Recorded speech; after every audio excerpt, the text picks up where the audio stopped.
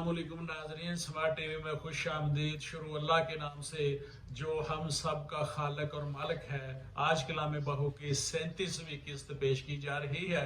नाजरीन, अगर अभी तक आपने चैनल को सब्सक्राइब नहीं किया तो प्लीज़ चैनल को सब्सक्राइब करके और बेल आइकन के निशान पे क्लिक करें।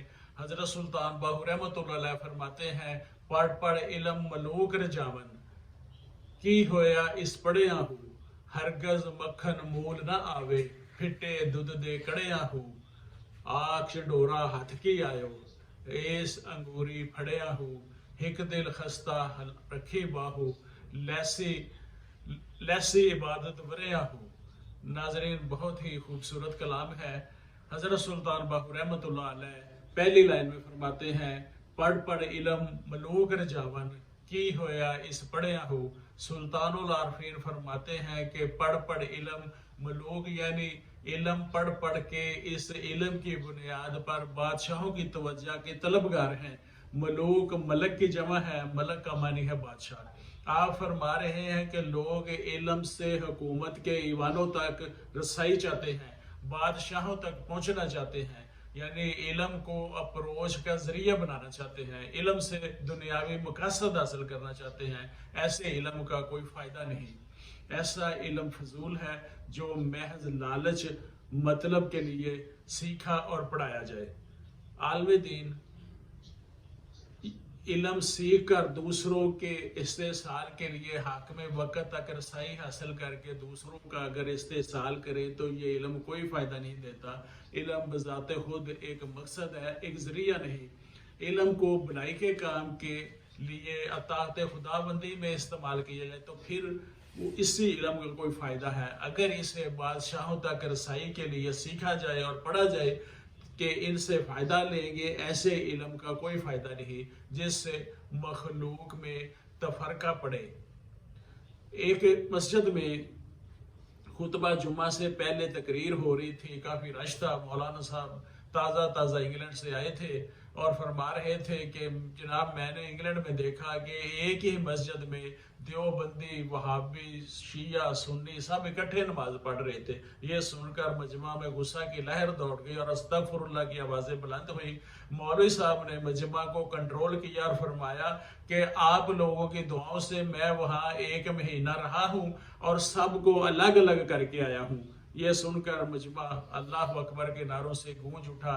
और ये इलम, जो इलम इंसान की भलाई के लिए हो, इंसानों को रोशनी दे, मशले राह हो, वो भी इलम है। जो इंसानों को इंसानों से दूर करे, तफरका डाले, वो भी इलम है। दोनों इलम है मगर दोनों का मकाम अलग अलग है। अल्लामा इकबाल रहमतुल्लाह अलैह ने क्या खूब इक्कासी की है, अल्फाज व मानी में तफावत नहीं लेकिन अल्फाज व मानी में तफावत नहीं लेकिन मुल्ला की अज़ा और मुजाहिद की अज़ा और परवाज दोनों की एक परवाज है दोनों की इसी एक फिजा में, करगस का जहां और शाहीन का जहां। और हकीकी इल्म जो है वो इंसान के किरदार को बदल देता है, इसकी शख्सियत में इनकलाब ले आता है। जब मैदान ओहद में हजरत हमजा रजी अल्लाह तआला अन्हु शहीद हुए तो भाई के लाशे को देखने के लिए उनकी बहन सफिया वहां आई। आप सल्लल्लाहु अलैहि वसल्लम ने सफिया के बेटे जुबैर को बुलाया और कहा कि अपनी वालदा से कहो कि मैदान जंग में ना आए, उनको रोको क्योंकि वो औरत हैं। भाई की लाश को देखकर सब्र नहीं कर पाएगी, बेसब्री का मुजाहरा करेगी। जब हजरत सफिया रजी अल्लाह तआला अन्हा को बताया गया तो कहने लगी, मेरे भतीजे मोहम्मद सल्लल्लाहु अलैहि वसल्लम से जाकर कहो कि मैं जाहलियत वाली सफिया नहीं बल्कि इस्लाम से सरशार होकर आई हूँ। भाई की लाश को देखकर सब्र करूंगी। ये था इस्लाम का इलम और ये है किरदार साजी करने वाला इलम। हकीकी इलम वही है जो किरदार साजी करता है। दूसरी लाइन में आप फरमाते हैं, हरगज मक्खन मूल ना आवे, फिटे दूध दे कड़िया हो।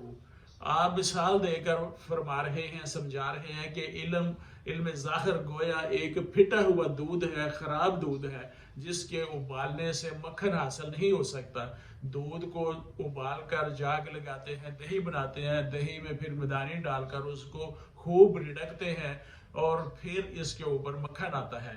जब दूध ही खराब होगा, ना इससे दही बनेगा, ना इससे लस्सी बनेगी, ना इसके ऊपर मक्खन आएगा।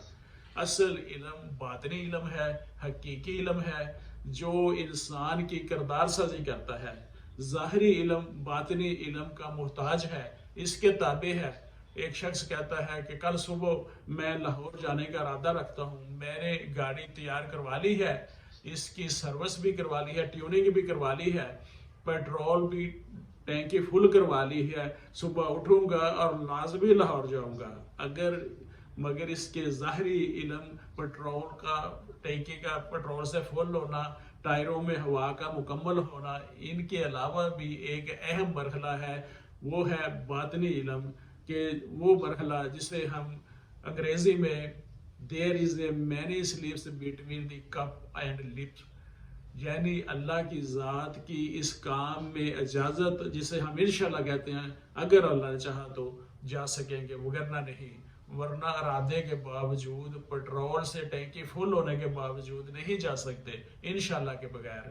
پھٹے دودھ دے کڑیاں، یعنی پھٹے دودھ سے مکھن نکالنے کے مترادف ہے. تیسری لائن میں آپ فرماتے ہیں آنکھ چنڈورا ہاتھ کے آئے ایس انگوری پھڑیا ہو، جہاں پر آپ مثال دے کر سمجھا رہے ہیں کہ جو انسان غیر نافع علم کے حصول میں لگ جائے، اس کی مثال چنڈورا کہتے ہیں، ایک پرندہ ہے، وہ جو اس کی فطرت ہے کہ وہ پنیری کو اکھاڑتا ہے، حالانکہ اسے اس پنیری سے نہ کوئی فائدہ پہنچتا ہے، نہ اسے کوئی غذا ملتی ہے، لیکن وہ اکھاڑ کر اپنا وقت بھی ضائع کرتا ہے اور پنیری کو بھی ضائع کرتا ہے.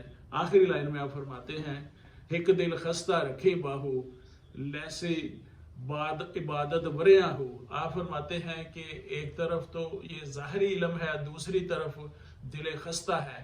دل خستہ سے مراد دل پر درد، یعنی درد سے لبریز سچے عشق کا گواہ ہوتا ہے. یہ وہ جذبہ ہے جو دونوں جہانوں کی عبادت کے برابر ہے.